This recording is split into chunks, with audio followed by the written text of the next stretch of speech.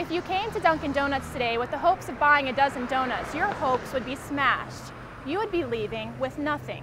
Just moments ago, animal control was right behind me, capturing the wandering black bear that's been all over Sanibel Island. They say now residents don't have a thing to worry about. What you can't see behind me is a fully submerged vehicle. The car swerved off the road earlier this morning. Luckily, the driver and passengers were able to get out safely. Fort Myers mailboxes suddenly empty. Find out why tonight at 5. The scene behind me here at Luxor Industries is pretty quiet, but that wasn't the case this morning when federal agents rushed in and served them a warrant. Trash just like this alongside all of your city roads. Find out how you can help clean up tonight. Heavy rains from Tropical Storm Debbie left most of these docks underwater, but now as you can see, the water level is beginning to get back to normal. New updates concerning the man found dead in his Cape Coral residence last week. Police say it's 91-year-old James Leroy Taylor. Live in Cape Coral, Madison Wagner, Wink News now. We spoke with Fort Myers police. They said the case is open and ongoing. Live in North Fort Myers, Madison Wagner, Wink News now. Michael Wallace gave up his 30-year corporate career to become a self-employed farmer on Pine Island. After traveling the world, he wanted to use what he learned to create his own biodynamic farm. I'm going to do something, I want to do it and do it right, not because it's a corporate decision. And that he did with a new hydroponic method.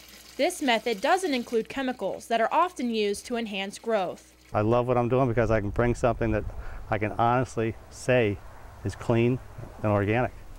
Even with the healthy tag, Wallace isn't satisfied with his products being labeled as organic. I almost don't like that tag organic because, you know, it's even the certified organic people, they're allowed to use a lot of chemicals and pesticides. I don't know what else to call my product.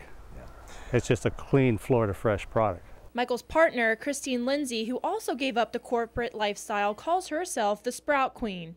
It's that one-on-one connection. You get to really know people when you're doing this as opposed to being in the corporate world.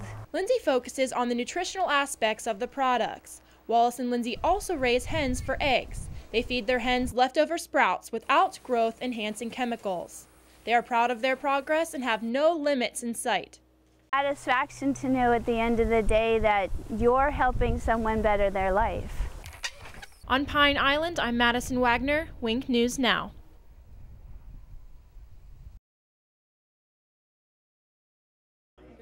Congress passed the Stolen Valor Act in 2006, making it a crime to impersonate a medal recipient.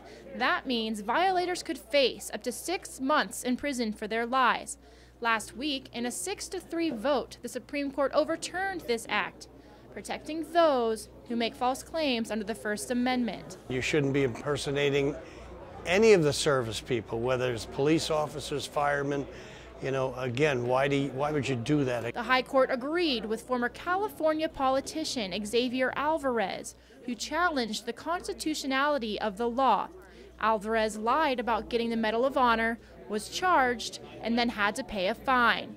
Well, maybe free speech is starting to get a little too free. I don't believe that that's considered free speech.